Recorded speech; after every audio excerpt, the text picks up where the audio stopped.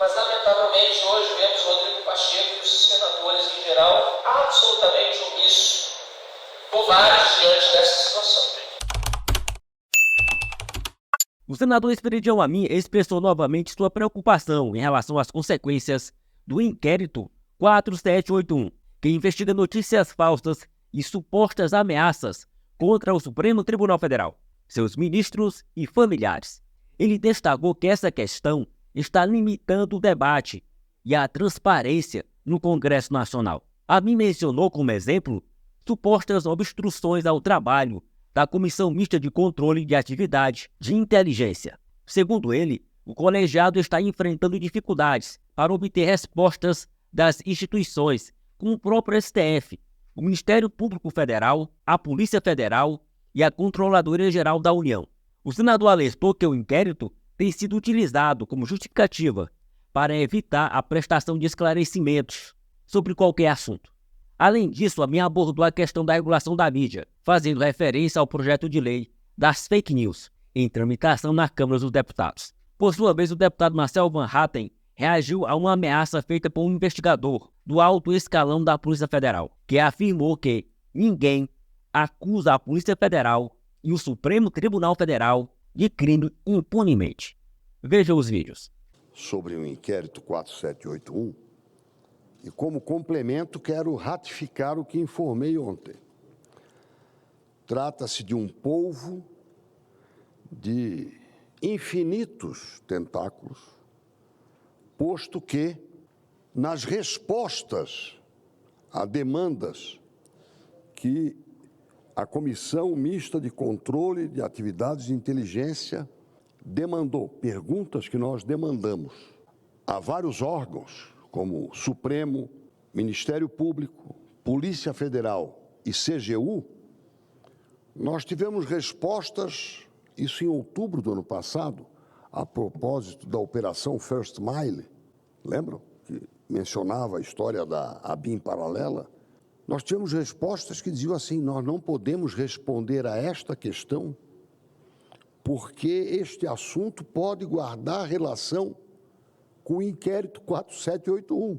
Então, ele está onipresente, se não de verdade, pelo menos na intimidação, verdadeira ou simulada, mas é o pretexto para não responder ao Congresso Nacional.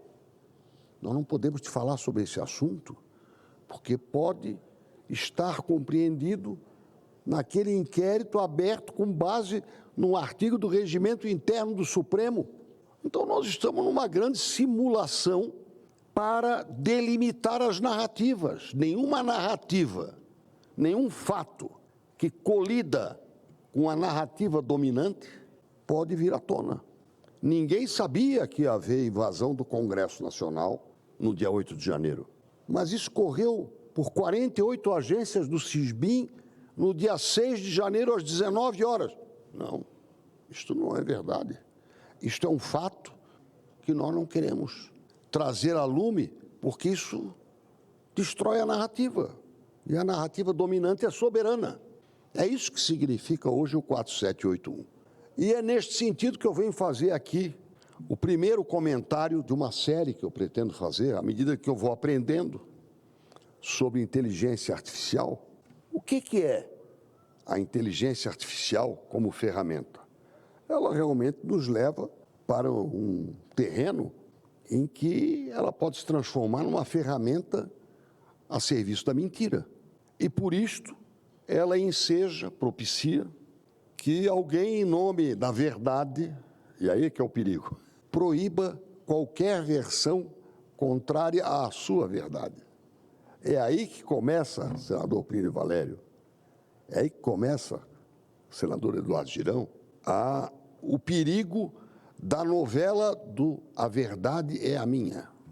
É aí que começa o espírito totalitário da verdade, que é contrário, portanto, à controvérsia, que é um princípio são, o do contraditório, o da exposição do meu ponto de vista contra o seu, em qualquer aspecto. Portanto, se ergue de um lado a sede em poder regulamentar, regulamentar desde que eu fique senhor da rédea, que eu fique o senhor do botão, que tira do ar ou deixa no ar, como nós já assistimos aqui em eleições recentes. Isso não pode ser divulgado. Isto pode. E é assim que a liberdade vai sendo amestrada. Eu acho que a expressão é essa, não é domesticada, não, é amestrada para ser adestrada a aparecer apenas naquilo que eu quero. Este é o risco que nós corremos. Com o maior respeito ao meu amigo senador Alessandro Vieira, foi por isso que eu votei contra o projeto de lei 2630, que está na Câmara. E como foi dito aqui, muitos estão assodados em vê-lo voltar ao Senado. Eu acho que essas questões que dizem respeito a estabelecer a autocontenção, auto com U, estas questões são muito delicadas. Eu estou procurando me informar o que acontece no mundo, porque aprendi que o português de Portugal não usa a palavra suicídio, usa com muito mais utilização, com muito mais frequência, a expressão automorte. Nós não podemos submeter o propósito de estabelecer um sistema de autocontenção quando alguém está exorbitando e não vai parar de exorbitar. E é o caso. A autocontenção do Congresso não é difícil, porque nós temos duas casas, temos partidos políticos, temos posições naturalmente controversas. É muito difícil alguma coisa ser aprovada por unanimidade nas duas casas. É muito difícil. Mas no judiciário, nós estamos vendo com preocupação, tá, que, em nome da defesa do poder judiciário, a autocontenção foi desprezada. Foi desprezada quando se estabelece uma prioridade de política pública. O que é isso? Quando o ativismo toma conta, sim, o ativismo, porque o Poder Judiciário, pela sua índole institucional, ele age à medida em que é demandado. E faz tempo que isso não é levado a termo no Brasil.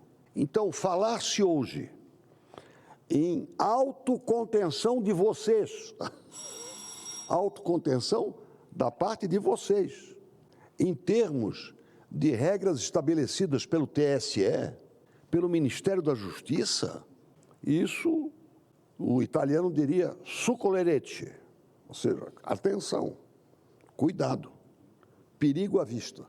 Este assunto, regulação de inteligência artificial, regulação de mídia, contraria tudo aquilo que sempre se disse nos grandes seminários internacionais. Um mundo, uma só internet. Está difícil de sustentar isso com o predomínio ocidental. E a outra é a expectativa de que nós tenhamos sensatez na regulação da mídia social para evitar que se macule o ideal da liberdade e da famosa internet neutra, que foi o grande sonho que o Marco Civil da internet brasileira conseguiu estabelecer.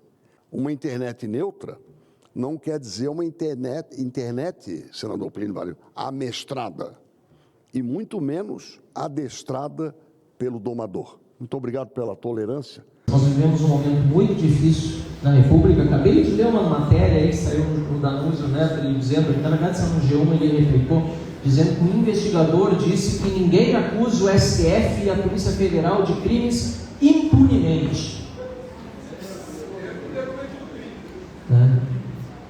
Não sei se eu vou ser punido ou não, mas que o STF e a Polícia Federal estão cometendo crimes que em série estão e precisam ser parados. E é por isso que eu sou deputado federal. Eu não sou deputado federal para passar a mão na cabeça de ninguém, não importa quem seja. E se tem ministro do STF ou policial federal cometendo crime de abuso de autoridade, é minha função como deputado federal investigar. E por isso nós lutamos um ano inteiro ano passado para conseguir as 171 assinaturas da CPI do abuso de autoridade do STF e do TSE. Legítimo. Direito nosso de investigar. Dever de parlamentares decentes. Precisou, lamentavelmente, morrer uma pessoa na cadeia para se criar finalmente o senso de urgência e de necessidade para que obtivéssemos as assinaturas todas no final do ano passado. Virou ano, recesso passou, comissões todas instaladas, e nesta quinta-feira, quando estive em Brasília, a última coisa que falei com o presidente Arthur Lira, da Câmara dos Deputados, foi: semana que vem, se não me escapa, nós vamos falar sobre a instalação da CPI do abuso de autoridade, que está esperando, e ele me disse: me procura, semana que vem vamos conversar. Agora, essa função de investigação dos deputados federais, ela também cabe ao Supremo, e o Supremo cabe mais do que investigar, o Supremo cabe também afastar ministros por meio do processo de impeachment. Mas, lamentavelmente, hoje vemos Rodrigo Pacheco e os senadores em geral absolutamente omissos, covardes diante dessa situação. Temos sim oposição no Senado da República. 31 senadores podemos considerar de oposição, foi o número de votos que Rogério Marinho recebeu para a presidência do Senado no início da legislatura. E também o número de votos que consistentemente tem aparecido no telão do Senado, quando há votações polêmicas e a oposição se manifesta em conjunto. Agora, 31 não é metade mais um dos 81 senadores. Temos que buscar 42 senadores. E agora que você viu os vídeos, ficou por dentro desses acontecimentos políticos de grande relevância? Não deixe de acompanhar nosso canal para se manter atualizado sobre os desdobramentos dessas questões e muito mais. Inscreva-se agora mesmo e faça parte da nossa comunidade. Não perca as discussões acaloradas, as revelações surpreendentes e as análises aprofundadas sobre o cenário político atual.